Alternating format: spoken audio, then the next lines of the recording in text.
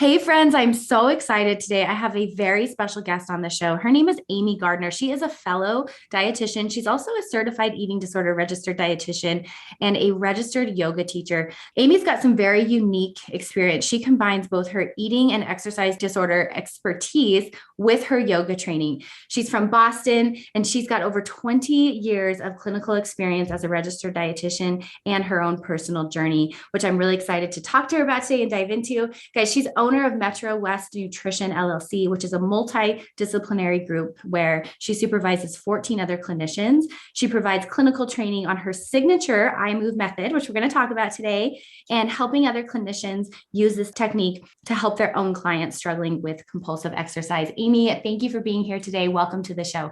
Thank you, Jessica. I'm really excited to be here. Now, you're from Boston. Do you still live there? Boston. I still live there, yes. Outside of the city. I'm in the suburbs. Okay, now I have to ask, are you a Bruins fan? Yes. Oh my gosh, it is on my bucket list to go. We are huge Bruins fans, which is kind of random being from New Mexico. We have no hockey, like it's warm here. But what's your favorite part about going to the games? So I'll be honest, we do not go to the games, partly because we tend to ski a lot. So my kids have not gotten into hockey because we knew that would cut into our ski time, but we often watch them on TV. That's awesome. Yeah, you got to prioritize fun for yourselves. Yes, exactly. And if it was up to me, I don't know that I would be watching the hockey games if I'm being completely transparent. But yeah, that was a sport I loved to watch growing up, and my husband's a really big Bruins fan, so it's a fun family activity. Yeah, that's cool. So you're a skier, whole family skis. Yeah. And you've got, how many kids do you have? Two boys. Are they boys? I have a son who's 12 and a daughter who's 9. You got the pair. I've got 2 boys. But either way, it's fun, 2 kids. And yeah, that's awesome. So when you're not outside playing in the snow, I know you do a lot of work with people healing their relationship with exercise. And before we dive into what is compulsive exercise, what's beneficial exercise, and get through real granular on that, can you tell me just a little bit about why you're so passionate helping others heal their relationship with exercise? Yeah, absolutely. So, in my book, I talk about my own personal recovery from an eating disorder, and a big component of that was compulsive exercise. And, I didn't identify it at the time. It felt very normalized as an athlete in our culture to be, pushing past physical discomfort, even pain. And so I think when I worked in a health club setting for a while, when I first started in my career, and also was simultaneously working in my first position at an eating disorder program. And it was really fascinating to be doing both of those things at the same time, because I started seeing a lot of eating disorder patterns in members at the gym I was working at, both in terms of like their exercise patterns and their eating patterns that they were reporting to me. So what one of the personal trainers, who's also a physical therapist, and I were talking, and we decided to do a little research and provide a presentation to a group that basically is like a governing agency for health club managers and fitness professionals. So we put this together. We did a lot of research on compulsive exercise. In the literature, it's often called exercise addiction. I intentionally don't use that word because it doesn't encompass really the whole picture. And addictions, I feel like, so loosely used, and it's a little bit hard. But anyway, so we did some research and presented this program to health club managers, fitness professionals. And it was so eye-opening because we named it, and I realized at the time that there really wasn't a lot of discussion about it. There were very few resources, clinical resources, and resources for people that were struggling. So I remember at that time, and since then, periodically thinking, oh, someone's going to come up with something to help people with this. And all of a sudden, one time I think it was during my yoga teacher training, I was in Shavasana. I was like, that's what I'm supposed to do. I've done because I had a moment where I was like, I am so grateful for the relationship I have with movement and how it's helped my recovery. Whereas at one point, like during my eating disorder, it was very much about escaping my body, getting out of very uncomfortable sensations I was having. It became something very helpful and a resource I could use, a tool I could use in my recovery process. And I was like, there's the way we're approaching this in eating disorder treatment and in general is this all or nothing mentality. Like, all right, you can get exercise once you recover, once you are, you're nutritionally, rehabilitated or whatever, but we never really talk about it until then. Right. And so I wanted to figure out a way to bridge this gap and start having a conversation earlier and help people, like we're helping them with their relationship with food, help them with their relationship with movement.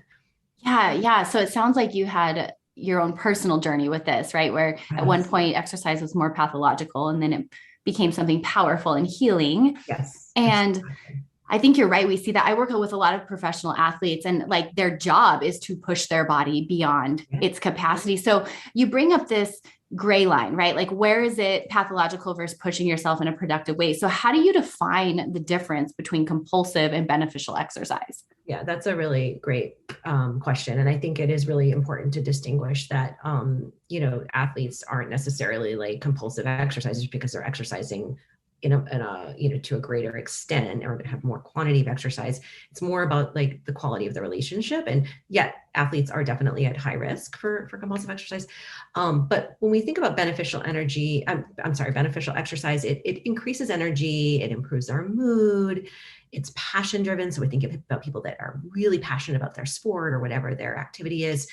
It's scheduled around their life. And if obviously, if you're an athlete, it can be a big part of your life, but you're not foregoing other activities in your life for exercise. It's a source of enjoyment and it respects the body's limits. Rest days are valued and, you may be uncomfortable at times, but you're not pushing past pain and not exercising through injury and hurting the body. Compulsive exercise, on the other hand, exhausts the body, it lowers the mood and it increases anxiety. It's punishment driven and very obligatory.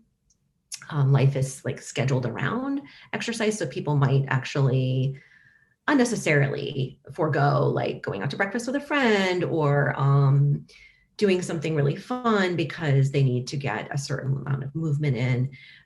Whereas we know, social activity, connecting with others is a very important aspect of well-being. It also ignores the body's cues and pushes past those limitations. And even I've had a number of clients that have pushed off having important surgeries like knee surgeries because they knew they wouldn't be able to exercise afterwards and they couldn't tolerate that thought. Okay, so I just want to recap what you said because I think it's so good. So you're saying that when we're engaging with a productive and beneficial relationship with exercise, it's passionately driven. We love it. It empowers us. We feel good in it. And one of the things you said that I think is so important is that rest days are valued, where you feel permission to take a day off, and not just permission, but it's a part of the training process. It's important. It's going to enhance your experience with exercise and even your ability to perform on the other days.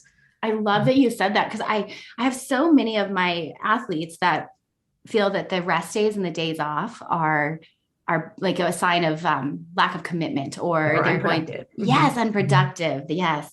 Now, if we look at the more compulsive exercise, you're saying it's obsessively driven and it's going to be a priority over everything. So social life, family comes in town, you still have to get it in. Like it's non-negotiable. Yeah. Like I'm thinking specifically of one particular person who reached out to join one of the groups I lead. And he said, the only reason he feels like he was able to meet his now wife was because when he was in his graduate program, he couldn't exercise as much and he was forced to be in community and interact with other people. But he's like, my cycling took up so much time in my life that it affected dating. I wasn't able to be social. I had probably, it was all my focus. And I didn't really have things to talk about because I was so, that was so central in my life. And it doesn't mean that that an activity can't be a really big part of your life and a way you connect with other people. But I think for some people, it takes on another level of compulsion and eliminates other parts of their life that they value. Yeah. I mean, this guy's case, his soulmate, right?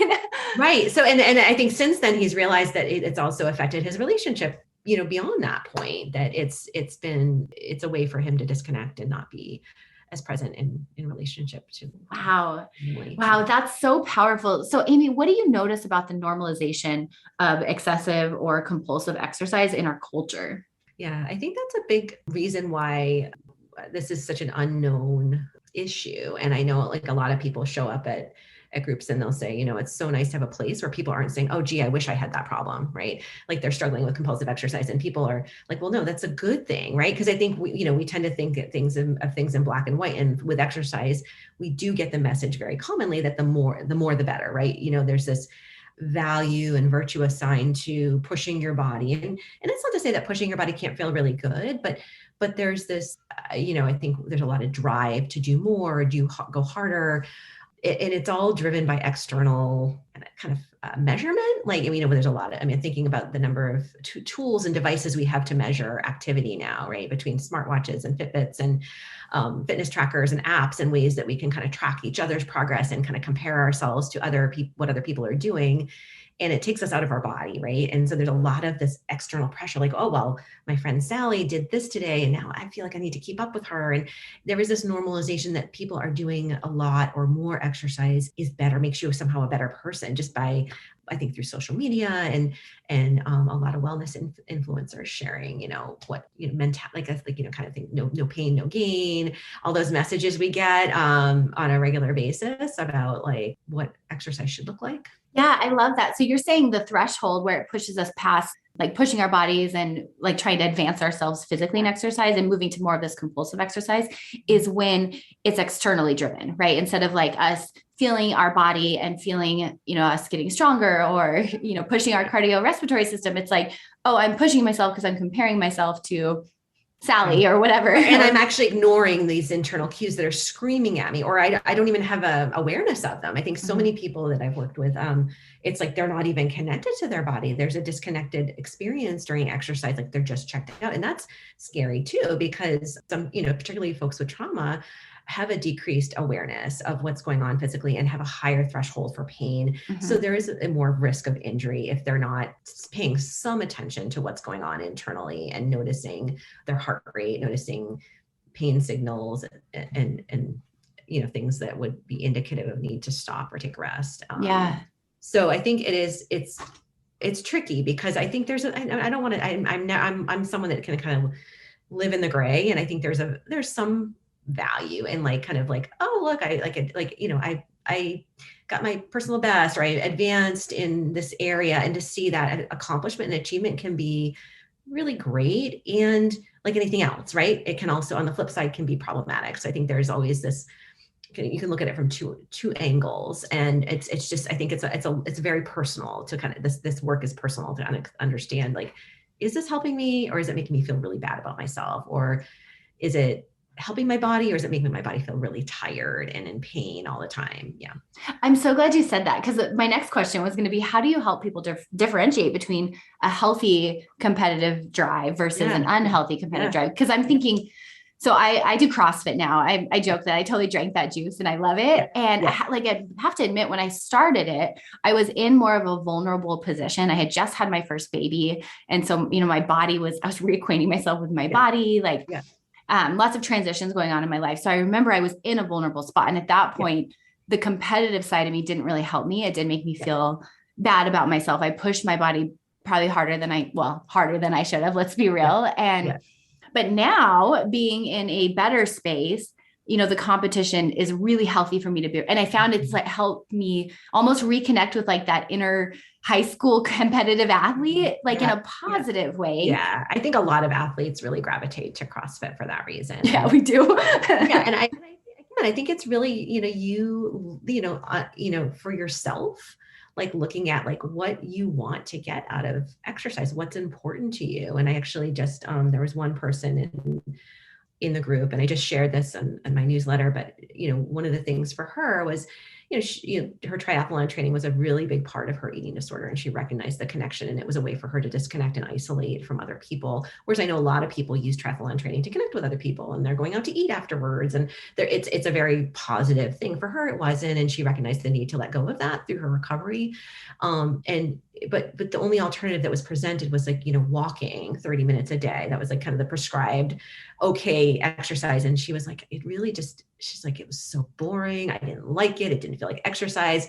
And what she was able to recognized through work with her team and doing work in group was that she needed something more fun, a little more thrilling. So she started doing rock wall climbing, and it provided this input that her body needs. Like we realized through some of her sensory exploration that she needed a lot more proprioceptive input, which, biking, running, a lot of the things she had been doing was offering, but the rock wall climbing allowed her to be like fully engaged, connect with other people. It was fun, but it wasn't didn't have the same capacity for becoming something compulsive and excessive as the triathlon training had been for her. So it was really like, that's just a good example of someone getting really clear on like what they're looking for in their movement relationship and what's important to them, and making sure that whatever goals they're creating are aligned with values, and they're getting to know their system and what kinds of movement benefit their system and what actually doesn't. Because when we're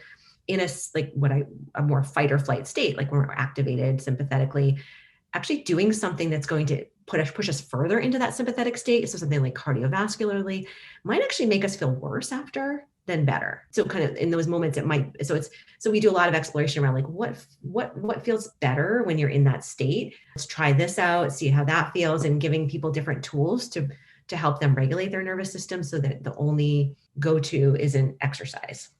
Oh, that's awesome. And that's where it pulls away from the compulsion then, because they have options. Yes. Yep. Oh, that's awesome. Now, so who's going to be at higher risk for compulsive exercise? Because as I'm thinking this through, I'm thinking like it is a gray area. And I love that you live in the gray, because you're right. We can look at this from different angles. But I think it would be helpful to know like who's at high risk. So if we're in that category, we can start to really look at our relationship with exercise and maybe go down this rabbit hole. Yeah, absolutely. So certainly, in the research and just in practice, what I've seen, the people that are at higher risk are athletes, people that have built a life around their sport, and especially people as they advance in their sport, there's more of a likelihood for a variety of reasons. And then people with trauma histories, because, there is this drive to get out of the body, to run away from the body, to kind of escape in some way. And then certainly people with higher levels of anxiety and or obsessive compulsive tendencies. So those are the things that kind of are precursors that we would see. It's because really the exercise is an attempt to regulate. People are trying. So I think there's that important caveat that there is an attempt to care for self and to kind of bring the self into a better space. So I think that's really important to keep in mind. So what the goal of the work I do is to help provide an alternative so that you don't have to like hurt your body, exhaust, and you can find a different relationship with exercise that works. More productive. Yeah, exactly. More beneficial, more life-giving. Life-giving. Yes. Well, and I like how you said earlier, it's a relationship that when you engage in the activity, you feel like empowered afterwards. You feel good afterwards. You feel energetic. You don't feel like worn down and beaten down. Right, you don't feel like you're going to pass out in the shower. Right. Right. Life-giving. I love that. Now, what are the risks of someone who is engaging in compulsive exercise and continues to do so? Well, there's a significant cardiovascular risk, when you're depleted, and there's just, and you're also risking really low blood sugar depending on how you're fueling your body. And there's a lot of risk of stress fractures and, overuse injuries, which you see. And honestly, for some folks, because it's so hard for them to stop, creating permanent damage to their bodies in that regard. We know that exercise is really helpful for bone health, but when it's combined with relative energy deficiency or not enough food, basically, we also see that it has a counterproductive effect. It actually decreases bone density. So there's and decreases hormonal production for women. It can lead to infertility and actually for men as well. Like it can cause a decrease in testosterone and lead to decreased sex drive and reproductive function. Yeah. So many things can pop up from this. Do you find that people are resistant to the idea of being a compulsive exerciser? And the reason I ask this is because I see this a lot where I'll get referrals. I work with our university here in town. And so I get a lot of athletes who have stress fractures, low iron levels, and all the things, right? And I'll talk to them about how nutrition it might be part of the root cause, and we'll have to do some nutritional rehabilitation. And we'll talk about like the level of nutrition they need. And they're not quite wanting to get there, right? Like some of these athletes need 4, 5, 6,000 calories and they're barely managing 1,500. But then the alternative then is like, all right, well, let's back off on some of the training because you have stress fractures, or we got to get your iron levels up. And that it's almost like this disconnect. And I see this resistance to wanting to admit that there is a compulsion to exercise. And so where do you think that comes from? And do you think, do you think it's our cultural reinforcement? What are your thoughts on that? Yeah, I think it's a lot of things. I think that it's certainly culturally reinforced to be doing more. And there's a sense of, I think there's an identity built around that, right? Around the body, around the level of physical fitness.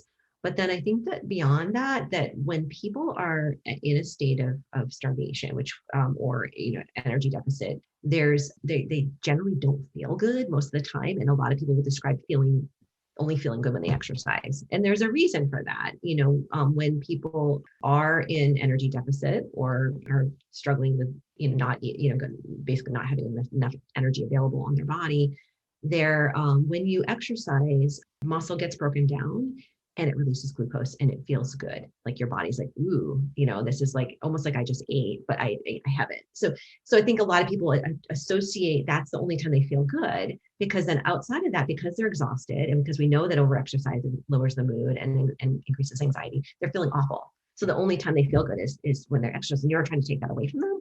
So sometimes there's underlying depression or mood issues, or they just maybe need to eat a little more or a lot more.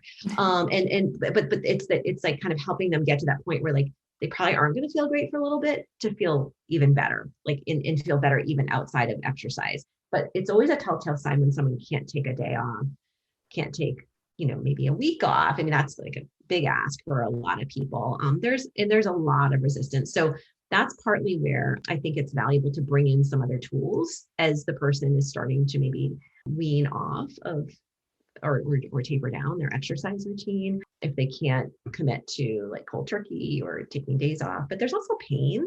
So if people are really compulsively exercising, there's you get an endorphin release. Endorphins are a natural opiate. So when you stop doing that, you're going to feel pain. You're going to feel like really restless and edgy, which doesn't feel great either. Yeah. So it has to get a little bit worse before it gets better, which is a tough sell. It is a tough sell. Yeah.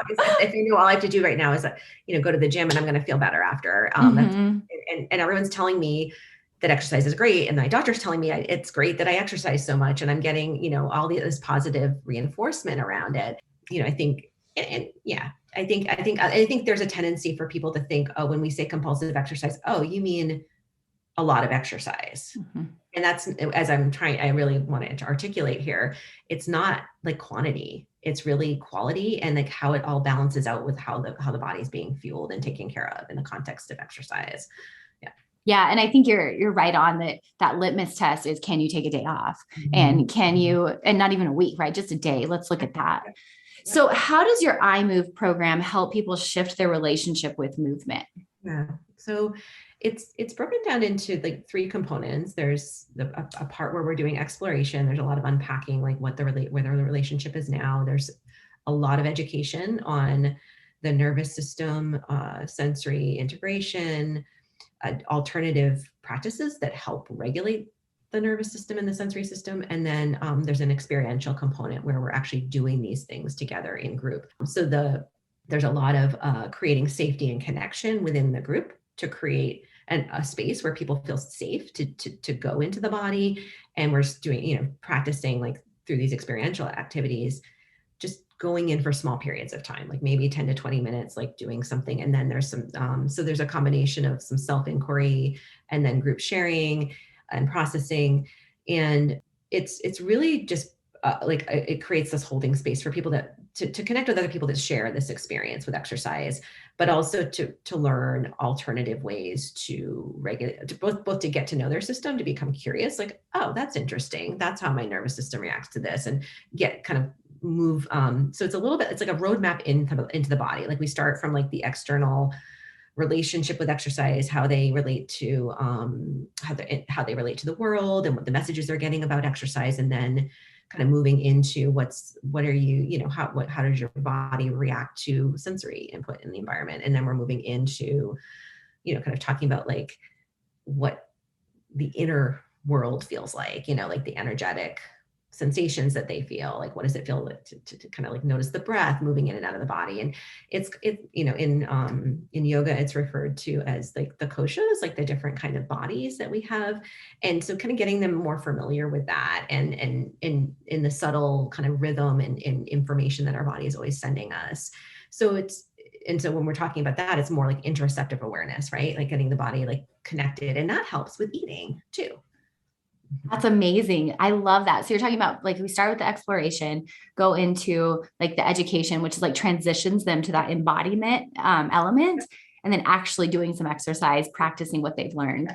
So I feel like they really, the participants really appreciate understanding, well, this is why we're doing this. And then we're going to do it together. So it's not like I'm sending them home and telling them to do like an app and meditate on their own, or breathe on their own, or do whatever we're doing. And there's some of the movement activities are really integrated, like integrating the group and bringing the group connection in. So the idea is that, okay, we're getting connected to the body and then moving from there, instead of using movement to get out of the body. Oh, very cool. I love that. So what kind of results have you seen with people that go through your program? It's been amazing. So as I don't know if I mentioned it before when we talked about, or in here, but I've surveyed the participants, and one of the things I've seen is that people want to continue doing the group. So they'll finish up a 3-month session, and then they want to continue on for another 3-month session. So I would say 60% have continued on for a year, which has been really great to see, because they've created this really wonderful community. But around 80% reported that it resulted in a decreased urge to exercise compulsively. Similar percentage reported that it resulted in a decrease in eating disorder behaviors in general. There's just an increase in flexibility. I love some of the quotes that people have shared. One person said, "I love that I have this safe place to feel uncomfortable." There's a lot I love that. Yeah. I love that. Yeah. So a lot of uncomfortable feelings come up, but they're learning to tolerate the discomfort. So we're expanding that window of tolerance for whatever emotional state presents. Another person, shared that, I mean, the themes that come up are like, people describe how hard it is to slow down, and building up a deeper comfort level with slowing down. I think a lot of people have said this is like the missing link, like having bringing the body and the movement into the work feels really valuable. And it's actually, resourcing the body instead of, in a lot of ways, I know, having worked in residential eating disorder programs and having talked to like supervised clinicians for years, like a lot of times what we're asking clients to do when they go into like a residential treatment program is to essentially disconnect from their body so that they can eat. It's like, okay, just distract yourself, just distract. And what this is offering is like, okay, you can be comfortable and present. And what would that be like? And how do you, and so it's giving them a little bit of some skill around tolerating that, being in the moment. I so appreciate that, because I mean, life is uncomfortable, right? We go through seasons of increased discomfort. And I think there's so much to be said about the resiliency that we develop when we lean into the discomfort and learn how to, not run from it, but regulate it or work through it, which I think our culture just naturally tells us to run from discomfort. Yep.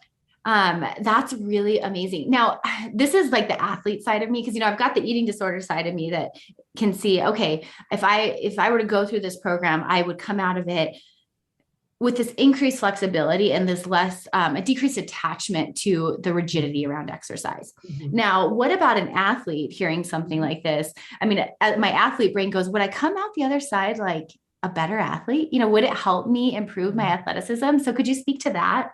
Yeah, absolutely. Like I can certainly see an athlete wondering, oh my gosh, am I going to lose my edge, right? Am I going to not be like, as dialed in to my training? I actually think there's a value in this because you become more connected to your body. And I think that is huge as an athlete.